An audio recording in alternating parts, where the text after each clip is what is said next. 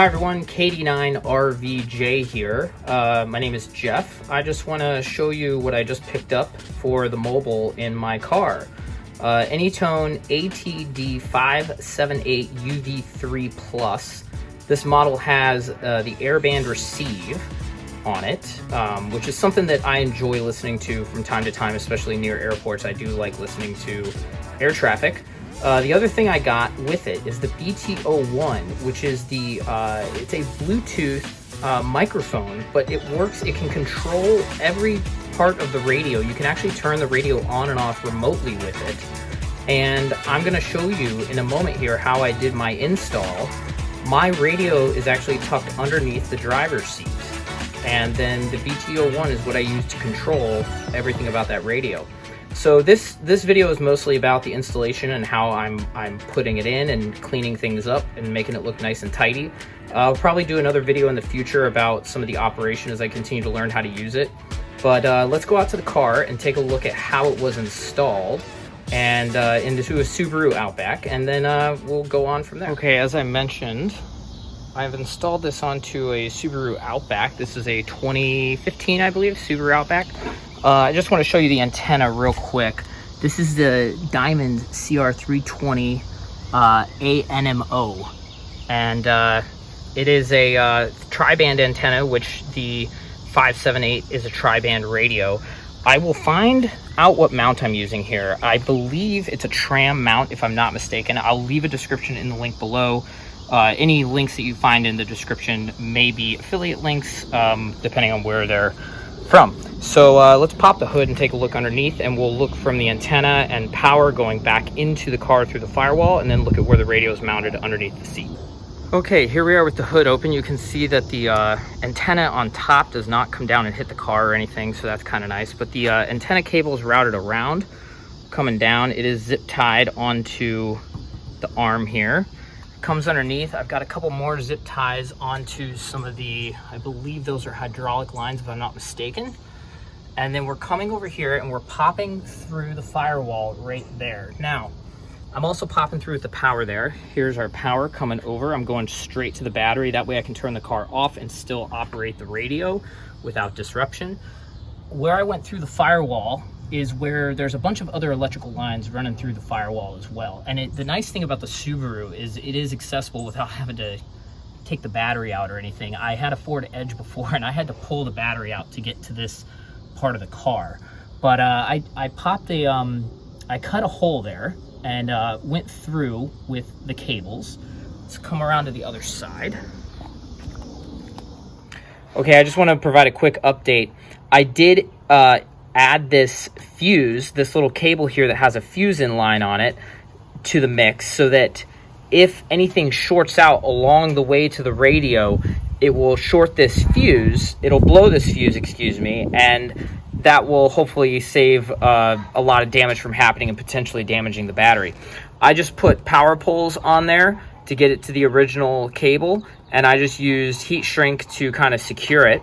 I also used this stuff right here, a gasket maker, to go into the hole back there where I went through to just kind of seal it up a little better. I will include affiliate links to both of these things in the description below. Let's go ahead and get back to the tour.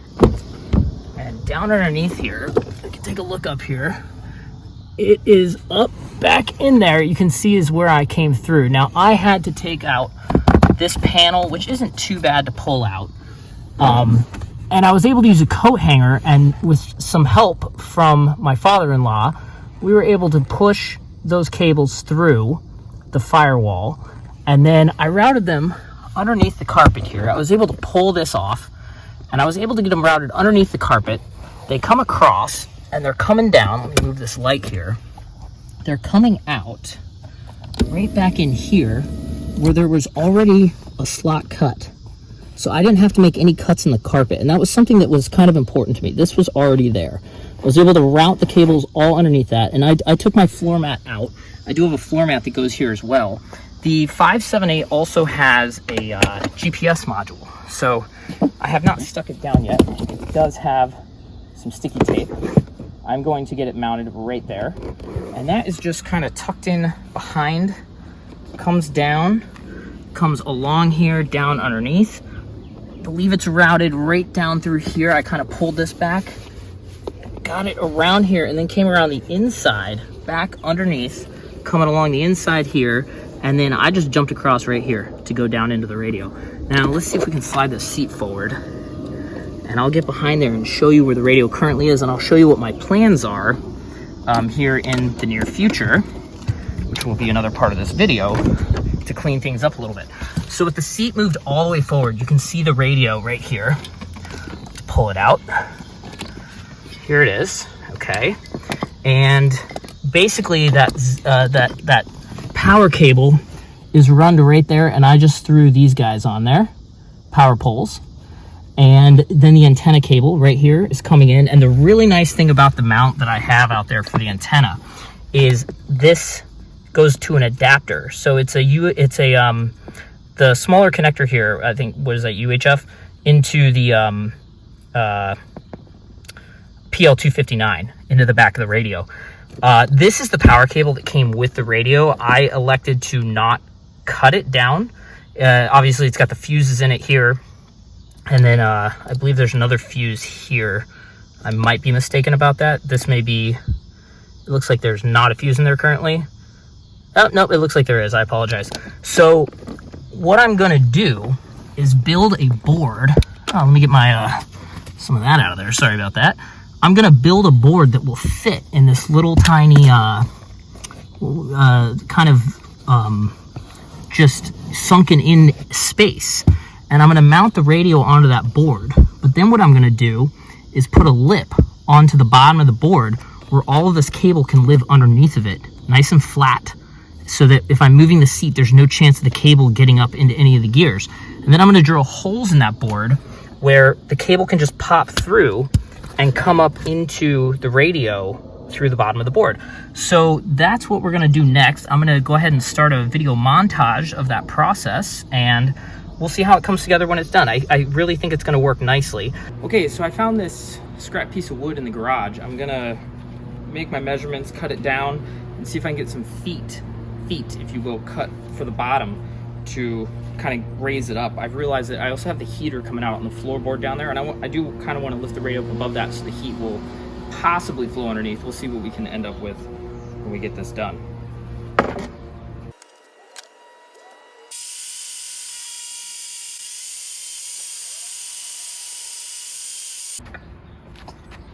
Let's go test this out. Okay, so I've got my board here. I'm just gonna kind of set it down here and see how it looks like it's gonna fit. Now let's see here. Kind of nudge some of this out of the way. There we go.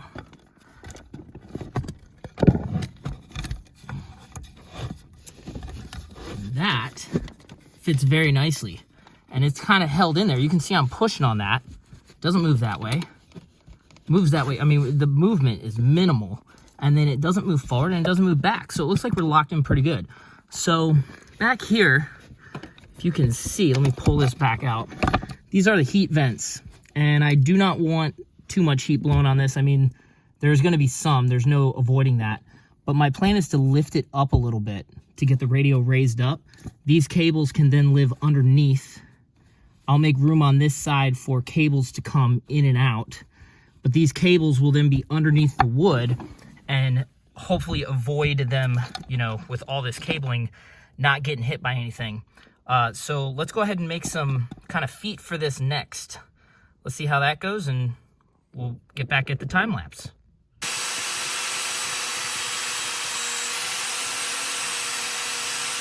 Got the two side pieces done. Let's do some for the front and back.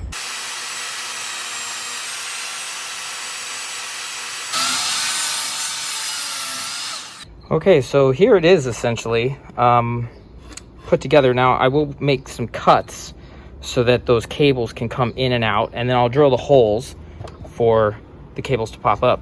One thing I forgot to check, and let's go do it right now. Totally forgot to check this. I measured for this to fit, but I didn't check that the radio actually fits on top. So let's just take a look.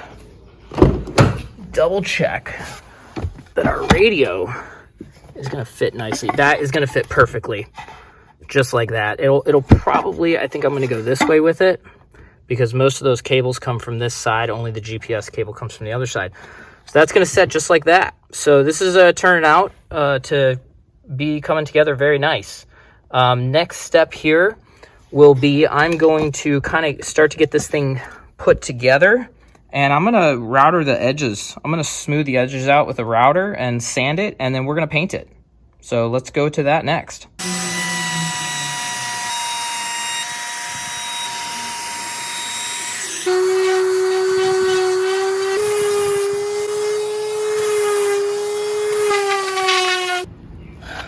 Okay, the next step in building this, I'm going to wood glue and screw the pieces onto the bottom, and then I will probably hit it with some sanding again, just to kind of tighten the edges up.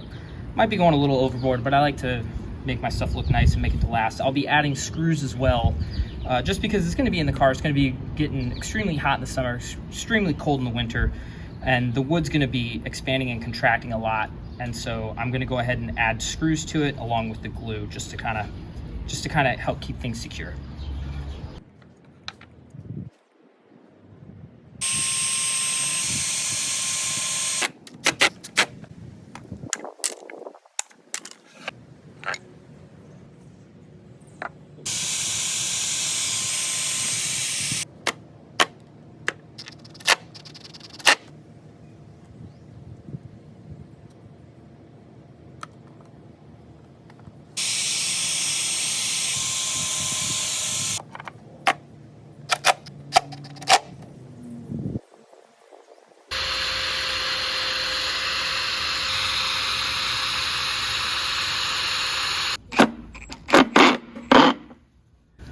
Okay, so that's the basic shape of what we're going with here.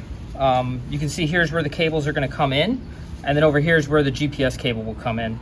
I'm going to just hit this with a little more sanding, just to kind of clean it up a little bit more, take some of the glue off that's squeezed out, and then we're going to hit it with some spray paint.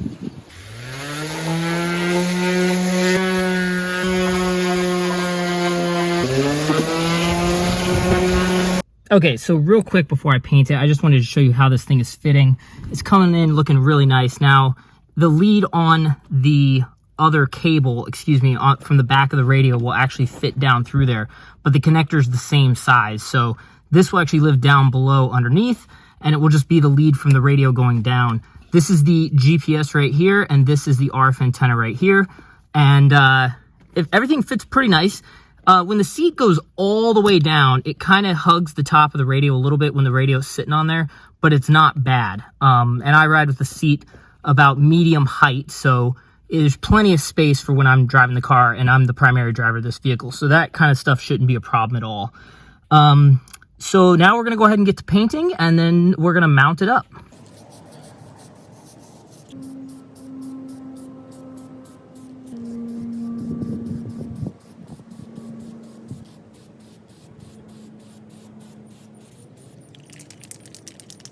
Okay, so here's the completed box. It's had a couple coats of paint put on it.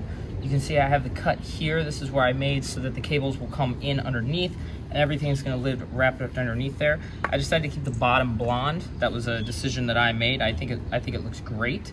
And then over here is where all the cables are going to come up and through to go to the radio. I made the decision to turn the radio the opposite direction, so the GPS actually comes in this side, the opposite direction of what I was planning on before. So the radio will actually be turned this direction here. And I did that so that the cables come in, they kind of have room to be in there, and then they come up and they're not coming in and up in the same spot. So right now I'm just going to mount the bracket for the radio.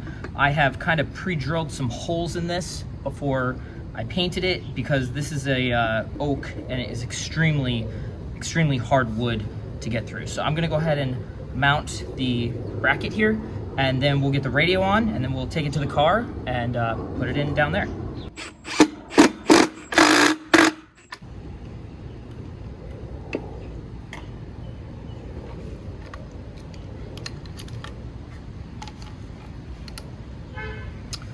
So there's the radio mounted up.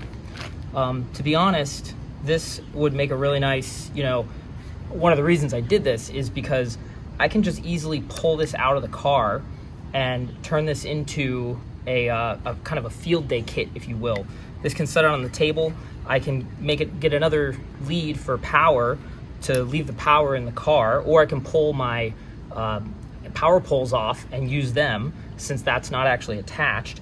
And then I plug in an antenna and I've got a nice little field day kit or anything like that ready to go. One more thing I did forget that I'm going to do is I'm going to put 2 zip ties on here so that when the cables come up, I can zip tie them up top so they don't put any strain on the connectors back here. That for power and GPS on this side and for RF on this side. So I'm gonna go ahead and grab those 2 zip ties, get those screwed in, and then when we go to install it, you'll see what I mean. I will have links for these zip ties that I'm using in the description. They will be affiliate links from Amazon. So please feel free to check those out. It helps me out when you use those. Let's keep moving forward with it. Here are the zip ties I have.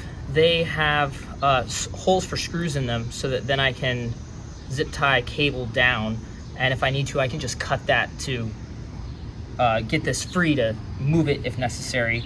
And these were extremely affordable. I got a whole pack of them, so I can just pop the screw up and put new ones down if necessary in the future. So let's go ahead and get these in lastly, and then we'll move to the car. There it is, all done, all mounted up. We'll get the cables routed through like that, acting as a strain relief, going down underneath and tidy everything up underneath. So let's go ahead and move to the vehicle next. Okay, I have brought the GPS and the RF cable up through the hole here. The power cable is just the lead off the radio. I still have the other T connector here. So I'm just going to zip tie these cables on here so that if anything gets pulled, it's not pulling on the connectors. I'm going to do this on both the RF side and the power / GPS side. I'll make sure this is nice and loose right here. A good amount of slack, and just kind of tighten that down. Just like that. That is great. So now that'll hold. We'll do the same thing over here. I'll make sure that there's plenty of play on the cable between the zip tie and the radio.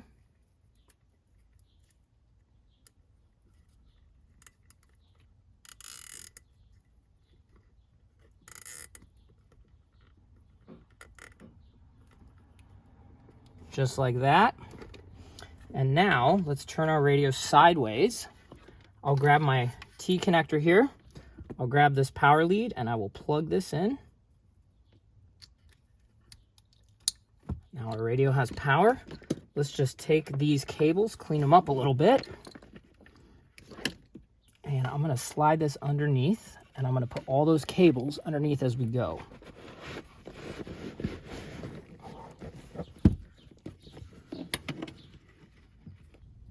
Okay, so I went ahead and cleaned things up with the camera off and got the seat in place. So the seat is actually where I have it when I'm driving, and you can see there's room on top of the radio there.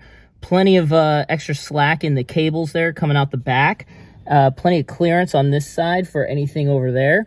And then you can see when you look in the car, you don't even notice the radio. So if you're sitting in here, you know, if you kick the bottom of that box there, or the stand, that's not a big deal. But I don't think a lot of people put their feet under the seat that far anyway. I mean, I can climb in here and you can see plenty of leg room, and I'm not touching it anywhere. So let's go over to this side. Just take a look. Here's where the GPS cable goes underneath. Let's see here. You can see the GPS cable going underneath right there. I apologize about the focus. There we go. GPS cable coming out and going underneath. And then here's the view from the front. It is just coming up and out, and you can't even really see it. That's how low the seat is there. So that's just great. I'm extremely happy with how that turned out. Here's my dog Charlie helping out with the whole process here. She thinks we're going for a ride. Really quickly, I'll show you this. Here is the BT01. So I can just click and hold this button here. That will come on. I will confirm that I want to come on in Bluetooth. And it does take about 15 to 20 seconds, but the radio will initialize. And in a second, you'll hear it beep.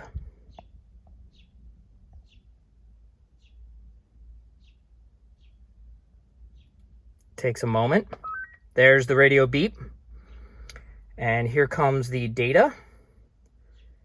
The radio on the front face will say Bluetooth mode, so you actually cannot use the radio from the front face. And there we are. Let's see if we can hear anyone for a signal check real quick. KD9 RVJ, anyone out for a signal check? That was my local repeater. While we're waiting a moment for anybody to come back, I'll just show you. You can use the top button here to switch between volume. Sounding good, K9 CTA. K9 CTA, I appreciate the comeback. I'm actually filming a YouTube video. I just finished installing my AnyTone 578 in my car. So I appreciate you being a part of the YouTube video. I have anything to say? I could offer advice, Jeff. Try to stay cool. It's gonna get quite warm up there. I'm in the garage and I'm sweating a little bit. I'm gonna say 7.3 and finish this video up, and we'll talk a little later. So there you go. As I mentioned, you can use this. KD9 RVJ, KD9 TWA. It sounds great on the new radio, Jeff. Thanks, Bill. I appreciate it. It's the AnyTone 578. I'm using the BT01 wirelessly. I'm really digging this setup in the car. Your description of it last night on the net, and it sounded pretty cool. So it sounded cool last night, and it sounds great today. All right, so there you go. That was my friend Bill, just chiming in there for a second. Let me get back here. I'm going to show you, if you click the button on the top right in the middle, you can see right there it says VOL. We're going to click that button once. It now flips to channel mode, and I can use these outside buttons on the top to change channels. I can flip again to go back to volume mode, and we can run our volume up and down. And then down here, we use the up and down arrow keys to change our talk group. Or, excuse me, not our talk group, our zone on the AnyTone, because this is a DMR radio. I apologize, that's the zone button. And even though we're inside my garage, you can see, I don't know if you noticed before, but that little icon right there was gray. It is now red. That means that the GPS did get lock. I still do need to pull the sticky off the bottom of that to stick that down. But that's about it. I'm going to do some future videos on the 578 along with this accessory as I learn how to use it a little bit more. I've had this for only active for a couple days, and so I need to get to know it a little bit better in order to make a real video on it that's worth watching. So please subscribe and like if you're interested in seeing a video like that, and I'll see you all in the future.